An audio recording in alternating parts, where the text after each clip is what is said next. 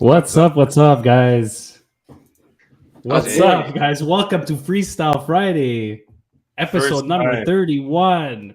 We have a special guest with us today, What's Mr. Jordan Romeets, man. How are you, brother? Man, it's been too long. Hey, Too let's long. clap for our first guest, bro, sur le live. Let's go, man. Merci d'être là, Jordan. Je suis vraiment heureux, bro, soit là Thank avec you, toi. guys. Happy to be here. Honestly, I like what you guys got going on. I was tuning in last week, I think even the week before. You have a lot of good topics, and that's the way to go about it. Put yourself vulnerable in front of a camera and just shoot whatever you have to say. So thanks for having me. I'm down to be here.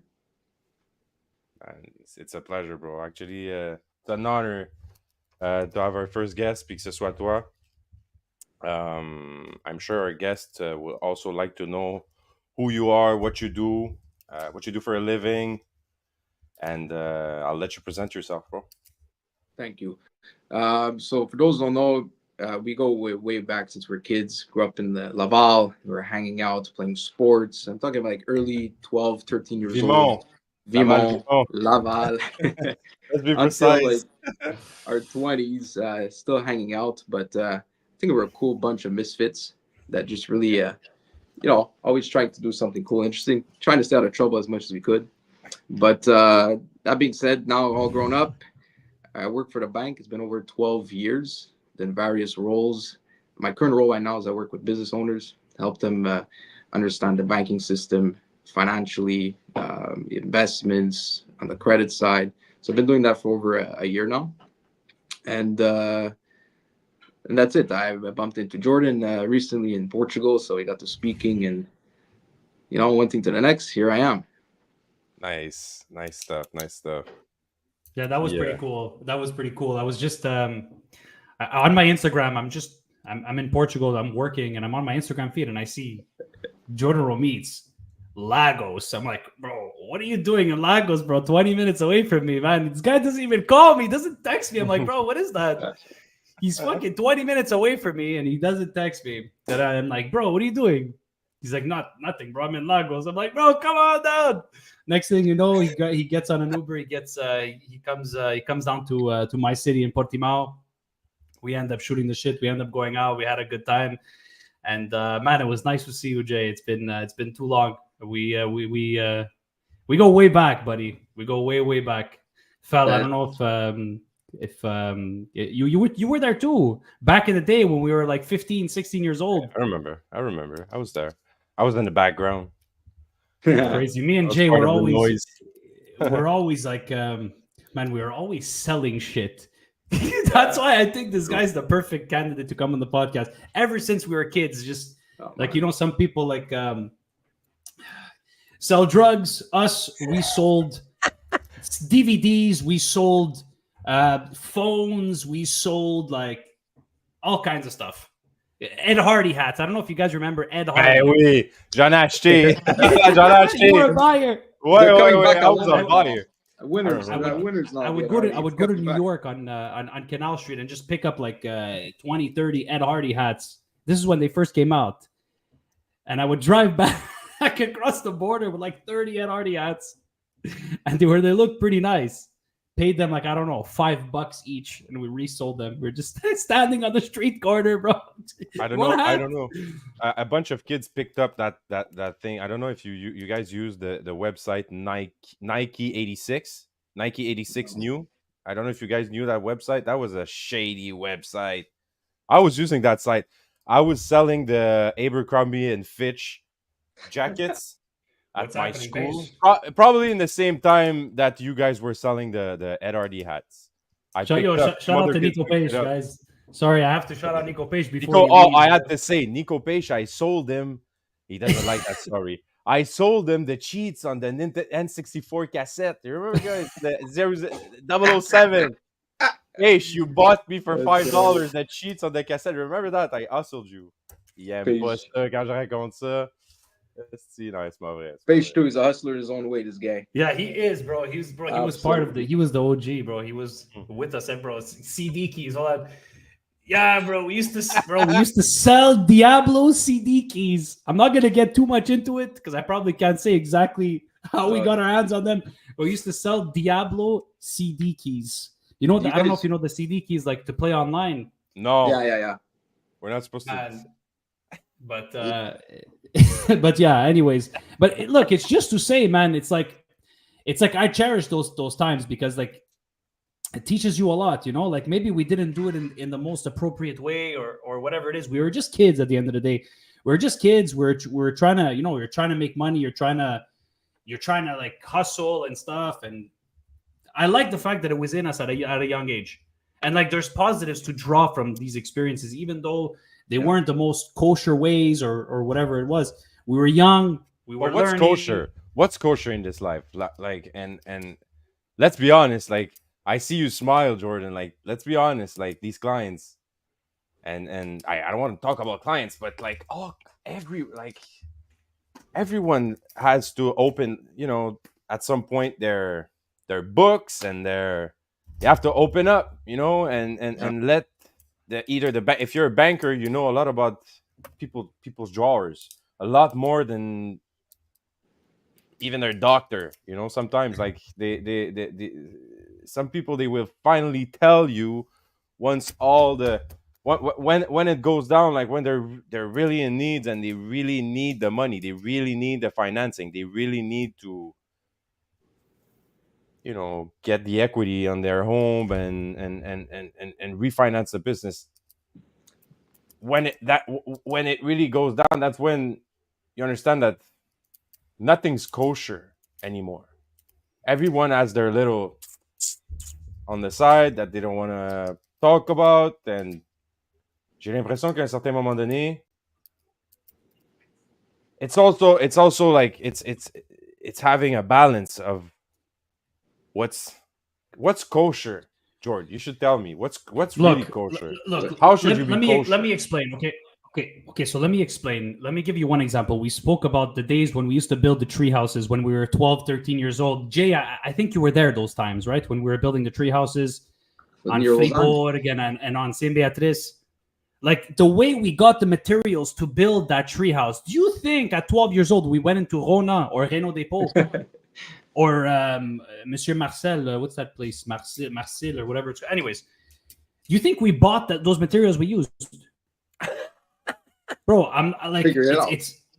I'm not gonna say I'm ashamed. But like, I was a little boy. I didn't know better, you know. And like, yeah, we went into houses that were being constructed, and we you know, we did stuff that wasn't completely kosher. And there's some things that and what was the point? But you're proud of some things. Getting ahead, right? Like it's just trying to get ahead, and people will try to get ahead in different ways. And I have kids. Like I'm trying to teach my kids to do it the proper way, but also I see it's natural in some kids. I see my kid. She's getting what she wants in some ways that are not considered, like on pourrait dire, hey, prends pas le jouet. Don't take the toy out of their hand. But at the same time, she knows what she wants. Getting what you want later in life is considered something that's like it's considered good. It's considered something positive, you know. I'll put it this way, because I don't know if you guys know, but when we were young, you had this this itch to sell something, whether it was a toy, whether it was a candy, or physical or service. We had that itch, Jay. It starts with an itch, right? Everybody have that itch. You didn't learn it. You didn't learn it in school. Maybe movies you could learn from there, and you only know who you are once you're in it, and this will define how good of a salesman you are. So it's not the product, it's not the service. At the end of the day, it's your core values, and I think you learn along the way. Most people that are buying something, their number one fear is, am I getting screwed? That's their fear. Yeah, the person selling is, will they take my advice? Am I good enough? Am I going to connect? And sometimes if both parties don't have the same values, you're not going to get to a sale. So I've sold things from a Sonic the Hedgehog card to Ed Hardy hats, and now I'm still selling the service, which is trust, whatever the case may be. But everybody thinks you're out to get them, and that's the sad truth. But it's because no one really properly educates you Unless you start in a role, they teach you coaching, you have a good coach, you could get there. The way I see it, no matter what, it's long term. You're trying to build a relationship long term. You're going to go with your core values, with asking the right questions, making sure this product fits best with this client, whatever you're selling. And then the person is going to open up, put the walls down, and then you're going to become a good salesman. And that's what's important. So I think when we're kids growing up, we learned that. You've tried maybe screwing someone over for a couple of bucks. You saw it didn't get you very far. And then you kind of adapt and adjust. But till this day and age, in all companies, let's say you call for insurance, if the person is just trying to make their targets, you're not going to be happy with that service. And that's the sad truth. Because they're for So what's themselves. culture? It's you. It's who do you want to become? How successful will be is based off that. It's for the people at the end of the day, not the money. That's well, honestly, Jay, well said. Very, very well said. It's all about building relationships. It's all about, and the way you build trust is by, and I said this yesterday, I think, like, actually want to help the person. Actually, when you actually want to help them, you're not going to come across as a sleazy guy or a sleazy girl. You're going to come across as somebody who actually wants to bring value to the client and to the person. And they're going to sense that. They're going to say, like, you know what? This guy's nice. He actually wants to help me. I'm going to take his advice. Even if you're more expensive, they're going to buy from you because they know that this guy wants what's best for you. They feel it. Yeah. It's like building the bridge from the hustle game to the giving value, or the most, like, pumping as much value into 1 hour that you could give into a service or whatever you could give, how much and hustle in that sense, instead of it's actually building that bridge, going from hustling to, like you said, maybe steal for a couple bucks, and going from using that energy for that to using that energy to round up a packed, juicy, nice value system for your clients. So they just want to buy. And I think it's good that you try to, I'm not saying it's good to screw anybody over by any means, but if you did do that and you did experience the, like, it fell through the cracks and, like, the person didn't buy from you, that's a good lesson, because then you're not gonna ever do that again. You'd be like, you know what? Like, it doesn't work when I do that. I want to help them. And actually, I say this all the time, actually want to make a difference in that person's life. You want to make a difference to them. You want to give them something that they need. Like, if you're trying to sell them something they don't need just for your benefit because you have a quota, they're going to feel it. And you're going to get nervous, like, oh, I have a quota to make. Like, no, they're going to feel that. You were saying this on the couch the other day. And like yesterday, sorry, Jay, I'm just going to finish this point and I'll let you go. Yesterday, Felix invented a service on the fly. The customer, he was taking off the screens, like how do you say, les moustiquaires on the windows. He just invented a service on the fly. And he told me, he's like, George, call the client and tell them that we're going to take off the moustiquaires and we're going to put them on next year because in the winter, it's going to let in more light. I was sold by the idea. I'm like, man, that's good for the client. He's going to have more light that's going to come in his house. We're going to come back next year, install the screens back on his house next year, and that guarantees us the job again next year to do the windows. So it brings revenue to the company, and the customer is happy. Plus, the customer brought up another idea that we didn't think about. Because of that empathy, I was like, hey, ça serait plus beau sans. I say sometimes, and it's weird. I'll say something weird. Love your client. Yeah, it's weird. It's not weird. It's not weird. Nobody says that, it's but weird at all. I went today, like this morning. I rushed to say I was not supposed to be on the road today. I was supposed to be on time for this podcast, so I actually and we had a situation. Someone called off, so therefore the person that was supposed to go, they couldn't go, so I had to go. I woke up at 5 a.m. I went to Sainte-Hélène-de-Bagotte this morning for 3 clients. I did 3 houses, and these were new clients, and I could have rushed it. But I just woke up earlier because all these clients, they need the same love. They need the same approach that I did yesterday, even though I was super tired. I just woke up earlier. And what I mean by you love your clients is having empathy for them. When you're there, when you're just right in front of the house, you see stuff you see the spider web, whatever it is, bro. You for your house. You know, I have a house. I'm a homeowner. I know what bugging me. And if I hire a professional that comes for an X service, but he could do extra because he's right there with his brush, and I don't have to ask him because it's bothering. Like, avoue, c'est bizarre aller demander à un professeur. Peux-tu, s'il te plaît, juste brosser on the side? Please, just brush the. No, like, you don't want to have to ask. So I just brush the whole thing. It's not windows. It's not part of the contract. It's not where they didn't take the siding, but I'm right there. So I take a little 5 minutes, and I was still in a rush. I did a garage. I did a bunch of things this morning. But what I mean by packing a bunch of value and love your clients is by being there. They were elders.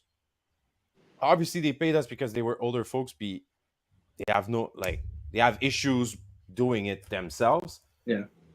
Obviously, these guys, they feel not only serviced, but the empathy you develop and that you show, for them, it's more than service. It's 100% more than service. The lady, she went out. They all went out to just give me the check, you know. And sometimes, for some people, it's a very small gesture, but me, I just make sure that at the end of the day, when I close my door of the van, I don't have to go. I did this, I did that. You didn't cut corners. You didn't cut corners. You did it right the first time. You don't have to go back after. You don't have to go back and redo touch-ups because you did it right. You took the time. You could have left an hour earlier, right away, and think like, oh, maybe it's chill. But 3 houses in some businesses. 3 houses. Ça peut se faire en 1h30, 2 heures. Moi, j'ai fait de 8 à... I left 11:30. I did say MC 45 minutes, a little 30 minutes. Hey, what is 30 minutes when really your profit margins, when really it's $150, $175 an hour when you're cleaning windows? That's the margins we're doing. I'm sorry. I feel bad. I kind of cut off Jordan before. I don't know if he was trying to. No, sorry. Yeah. Go ahead. I was done. No. I remember I was saying it, where you have to bring me back. Was it about it was about loving your client? What is it about? Providing a good service. Anyways, no, but it's all about, bro. It's all about selling more. It's all about selling. It's all about marketing. Bro. It's all about selling more and speeding up your processes and speeding up as much as you can your ideas on the market. We were talking about that yesterday. Seb Divites. Shout out to Seb Divites. What's up, my brother? Thanks for joining, man. Appreciate it. But, look, I can do backflips. Bro. Good times, aren't you? Yeah, tu parlais tantôt, Jordan, que tu avais une business que tu essayais de partir, que tu voulais faire. You were trying to start. Yes, I want to hear something about that. on the side. We didn't talk about that. I want to hear about that. The feed is lagging a bit. Am I freezing at all or no? No, I hear you. Okay, it's fine. Okay, it's back. It's good. Yeah, you know what I do now. I kind of see it as my own business because my brand is who I represent. So when business owners come to me, I'm working for a financial institution, but at the end of the day, you're dealing with Jordan, and that's a service I give tailored to my own specific clients, and you can't find that reciprocated at another branch. And it taught me a lot to talk to a lot of these business owners, trying to find a need beyond banking, because banking, at a certain point, you want to grow, and I will continue my career, but it opened my eyes that a lot of business owners like yourself don't have necessarily the time or the resources when it comes to something beyond their business. As an example, I'm looking for a guy in payroll. I need someone for insurance. I need a broker of some sort. And on my end, I build a contact book of a lot of my clients who have these services. So something I'm thinking of eventually is aligning myself to potentially start that on the side and plug and play like a collaborator. Do you already have a name or something in place, a website, a phone number, something that or that's something okay, learning, growing phase, questioning it. You know, I'm a type of person that I like to have at least some sort of a core before I jump into how I'm gonna market it or what name. So for the time being, no, it will come, but I think it's something that I could eventually venture into. That's pretty interesting. If you let me, Jordan, that's pretty No. interesting, bro. No, that's our favorite thing. But I did that. I did consulting for the pretty much for the past 10 years, and I took a major break when COVID hit. Because Yeah. when COVID hit, obviously the banks' credit departments shut. They all shut down. There was no credit for businesses during COVID. So my business did this, and then it's regrowing back after COVID slowly but surely. That's why actually we're doing this. We're doing this podcast to also raise some attention on those matters. And what I would say about what you just said about slowly but surely testing ideas and testing the market of consulting, I would say that I took a deep plunge from payment processing to full-time consulting. Right. Like literally, I took a leap of faith. I was well paid. I had a good salary in payment processing back in the days. I was like 22 years old, so I guess it's 2012. I'm lagging a bit, huh? Yeah, right now you froze. Yeah, a Looks little like bit. you're rubbing your forehead. Perfect. We love that. He's suffering from success. Let me close something. I guess that's why. Okay. But I took the leap. I literally went from a regular salary to nothing, just commission based. I was working for guys who were refinancing.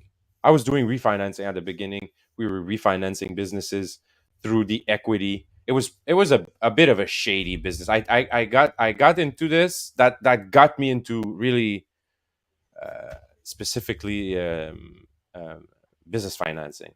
But at the beginning we were refinancing debts through the real estate that people owned.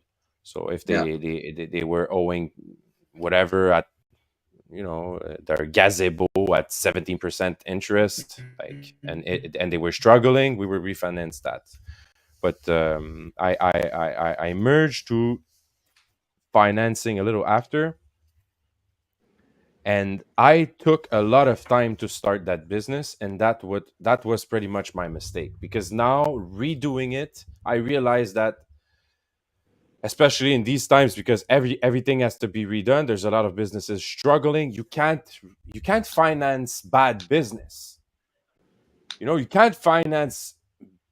You can't actually. You can finance bad business, but as a consultant, you're not going to make yourself a good name, especially amongst your banker friends that you need to keep. Like bankers will rely on you to have good clientele, and clients will rely on you for having good conversations, good bankers giving you good advices, and aligning you to the proper financing propositions. So tell me, it's as when you're in consulting, share like an example of a type of client or service you provided. Like what did it look like? Your day in the life of consultant Felix before. What did you do? So back in the days, ads were on Kijiji, so it changed a lot. I was putting ads on Kijiji. Yeah. It was working pretty hard. But I was looking for problems. So my initial contact with clients will be to ask them for their business financials, to analyze anything that would be, go out of, that would get the banker's attention. And also, like, I would prepare questions that the bankers would that the bank would ask, why are you spending that much on this? And I would ask the same questions, Yeah. and analyze everything on that side. And then there's always something. There's always pain points. Their irritants are not always aligned to the business, you know, sometimes they're going to tell you about pain points. They're going to tell you, oh, my cash flow this, but really they're not. Like, they have a misery to just pour aller chercher leur recevable, pour aller, I'm trying to find the word, to just get their money back. You know, their invoicing is really good, but they're not keeping track of who's not paying, you know, after 30 net. So sometimes it's pretty easy to track. Sometimes it's really not. Sometimes you have to go into I've had to go at some point to really find what was the problem. Go inside the store, l'usine. At some point, I went to Lac Mégantic. Wow. To really go see what was going on, because on paper it was perfect. Everything was, but you meet the accountant, you meet the owner, and you realize that sometimes, like I said, we were talking about kosher a little bit earlier, you know, accountants and clients. Yeah. You know, sometimes the reality is flexible on paper, you know, and it shouldn't be. It should be real, because it gives them false sense of control on their business, which they have not. When you know what I talk about, when So that's, you're being a bit creative, basically. They're being a bit creative in order a bit more or less, bit you know. Yeah, exactly, and everybody does that, you know, stretching with the numbers, so they pay less. So they pay less taxes, pay less DRS, right. Pay less this, pay less that. But at the end of the day, it means you have two systems. You have a real system that you need to keep track on in your head, which is impossible, and you have the system that's the official system that you send to the government. People are running their business that way. I would say that the taxing system and the way it's worth being, like the amount that these businesses are being taxed, is the cause, but you're playing yourself. When you're doing that, you're playing yourself out, because real bankers and real analysts, business analysts, and the credit departments in the back, they will see, they have tools to calculate those red flags. They would have tools to see that. You see it every day. If you're playing with your numbers for tax purposes, it may impact you with trying to borrow after, and that's what they don't understand, because the numbers don't add up. So you got to pick your battles, and that's sometimes us bankers, we connect directly with the accountant and the clients to find what's the common goal. You see it all the time. 100%. So, Jay, what I find interesting though is that, like, I'm gonna ask you a straight up question. At the bank, do you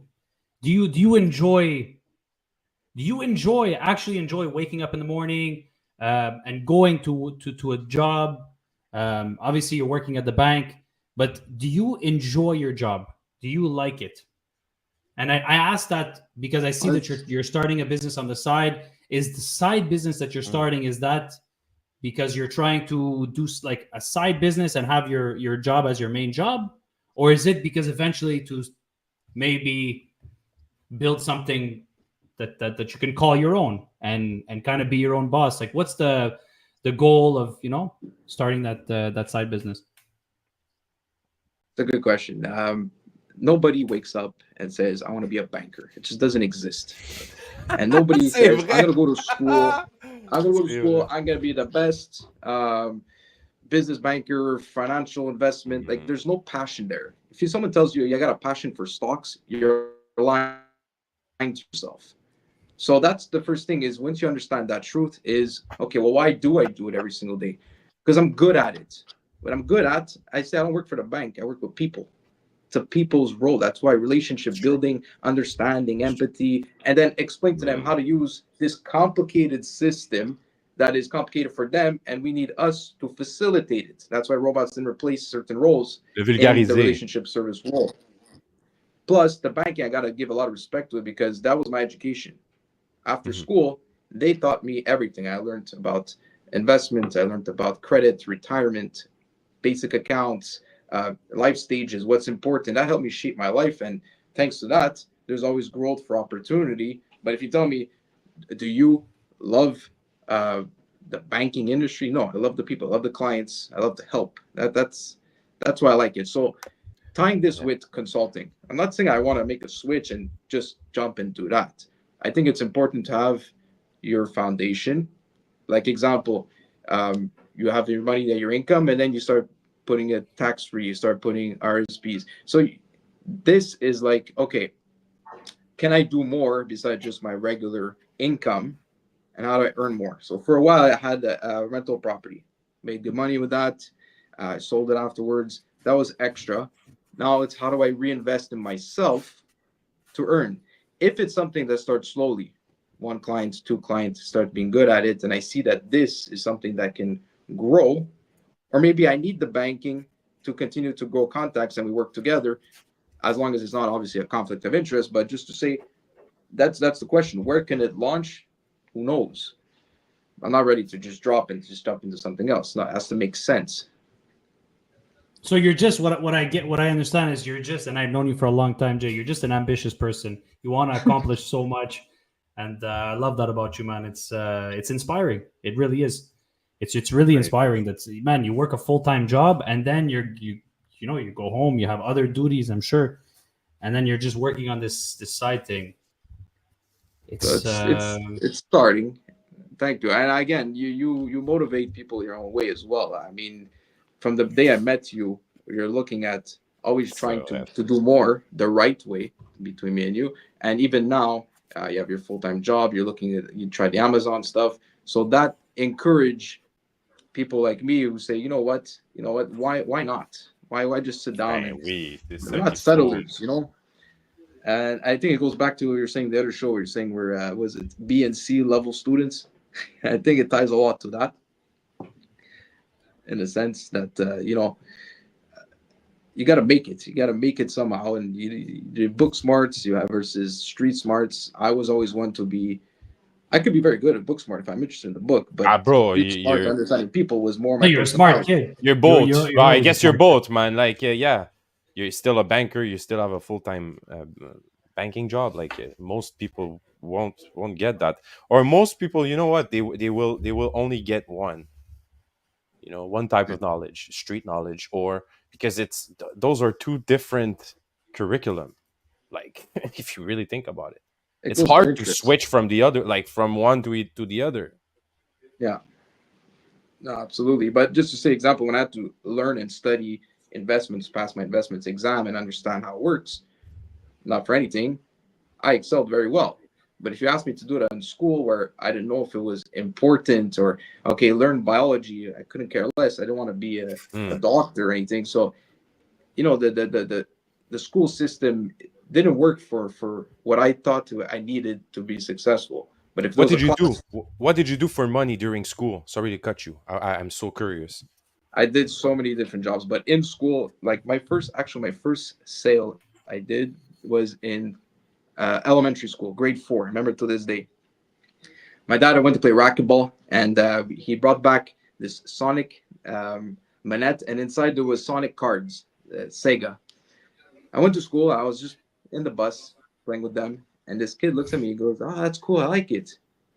And I saw that he had a bag of candy, so I said, "You know what? I can sell it to you." It goes, "Oh yeah, how much?" I have 75 cents. I knew 75 cents you could buy a lot. That bunny swap back in the day,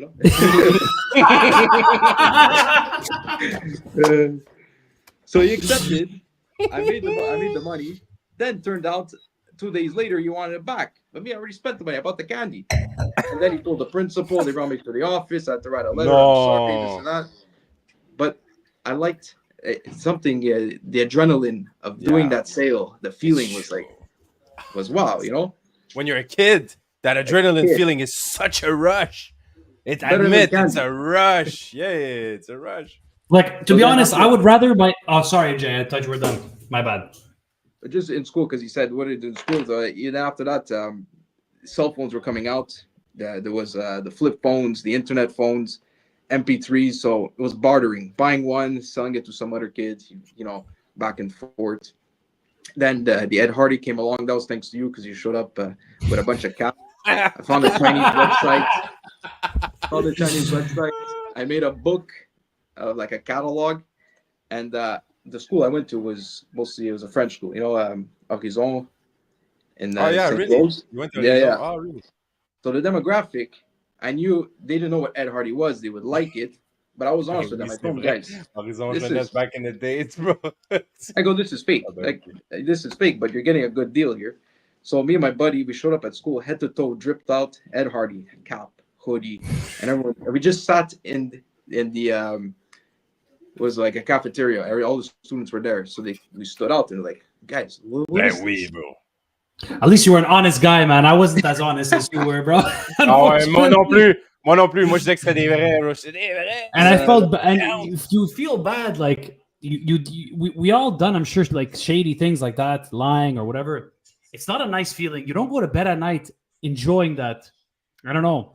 Well, think It's about like it. it stays on your subconscious mind. You're like, it doesn't feel really nice. Your what I did. I wouldn't school like that was being your done. market, right? So let's say there's 200 students. Ouais, If one finds out it's fake, they all know it's fake. it's My done. business is done. Done. You're finished. So- Yeah. I told them the real one costs 300. I'm getting it for 28. It looks the same, and then they would buy 3, and it would continue like that because they couldn't afford it or buy the real stuff. We were kids, right? Or resell it at that price, to be honest. Resell Like it. let's be real. At 28, I was hustling, bro. I was selling the Oakley glasses. Remember the Oakley glasses? Oakley glasses. I remember I drove from Montreal to Trois-Rivières. Didn't have a car, didn't have the license. Hired someone. Let's go to Trois-Rivières. We had a flat going there. I had to change a tire. I went to Trois-Rivières, slept in a motel. I sold a bunch of Oakley glasses to back in, bro. I'm talking like 28, 2008. I don't know, bro. Yeah. Oakley glasses were worth 400, 500 bucks. Oh, those things are expensive.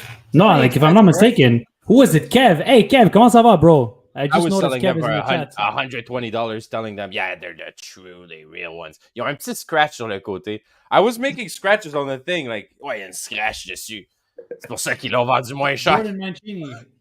Terrible. Jay Mouse. Shout out to Wow, il Jay y a beaucoup de Mancini. monde, bro. Moi, je vois. Jay avec Mancini's lui, in the house. Where's the comments, bro? Why people are not commenting? They're Like, on my Instagram. I'm getting comments on my Instagram. Jay Manch just said H. We had Seb Beats. We had Jay Mausch. It's all of Laval. We had Nico Page. We had a couple of real ones in the chat, man. Seb Beats, very proud of you guys. Troublemaker. Aïe, aïe, mais Jordan, juste à cause de ça, tu vois, comme il y a plein de monde qui rentre sur le live. Man, Jay, we need to get you like Jay, on a website. I don't mind. We need to get you a website. We need to get you a phone number or something. Wait, sorry, fellas. Eventually. Yeah, go ahead. Sorry, bro. I don't know because it's 1:30 right now. I don't want to. I'm okay. I'm okay to continue. Jay, I don't know if you have to get back to your stuff over there. If you do, yeah, we have to do a hard stop, but it's not unfortunate at all, bro. It's not definitely enjoyed it. I'll let you go with one last story that's just funny. I'll never forget this. Back in high school at the time, I was always the DJ at a party. I always had the newest songs, and the guys didn't know the tracks. So back then, remember your MP3, you had to download the version, load it up, the maximum 20 beats you could put. What? So I used to charge $2 a beat. No. To refill their MP3s. Are you serious? Just to say. Oh my, good times. We did everything. We did everything for a couple dollars, to sell. To Man, I don't know if you remember, Jay, selling the bunny swap picked it all up. CDs in school. I was in secondary one. I was Burn 13 CDs. years old. In school, I would sell CDs. I would stand on the corner like this. You're selling mixtapes. I would have not mixtape, but like for example, the James Bond or Borat movies, and I would go on MSN Messenger and I would market. MSN Messenger would be my marketplace. I would go over there selling James Bond movie. Meet me in the corridor at 2 p.m. And I would wait there with a bag in Ziploc bags. I would have like the CDs stuffed in Ziploc bags. And I was one of the first, Not even a box, the first bro. people who were able to burn CDs. With Nero I was burning the wrong. only one. I was burning CDs Nero. when it just came out. Nero I burning don't remember wrong. what it was, but I would burn it. The computer would make a lot of noise, man. The computer sounded like It would smoke. the PS. That thing would smoke. ever since we were kids, man, the treehouse, getting our materials to build a treehouse in a very non-kosher way. And man, selling the hats, selling this, selling that. Bro, I feel like we didn't have time to speak enough, bro. Jordan, but let's have another session soon. Okay, but who says we can't have another session? It's Freestyle Friday, so we freestyle this one. I'm happy to be here. Honestly, it's fun. We could definitely set something up. It's too bad you're in Portugal, man. It would be cool if we could do this all in the same room. He's coming back. He's coming back to Canada, bro. So when you come, we're doing something at a quinta. Tu viendras. Il y a Binta, il y a Quinta. You're a real one. So guys, gotta go. This was fun. Enjoy the weekend. Thank you, Jordan. Thank you for coming, man. Cheers. Thank you for coming, bro. It's been shout out to everybody in the chat that joined. Hey, and we even have F. DeMarche before you leave. F. DeMarche is here. F. DeMarche did hustle hard, bro. He did. He was always hustling, bro. Bunch of hustlers. C'est ça qu'on veut. C'est ça qu'on veut avec nous autres. Vous des bons conseils pour les hustlers, il faut venir sur le podcast. F. DeMarche, if you can still hear this, are you... Anyways, I'll talk to him after. It's okay. I don't want to hold Jord over there, man. I already appreciate him so much for his time today. And let's go. All right. Take care, guys. Take care, guys. Bye. Ciao, ciao. Ciao.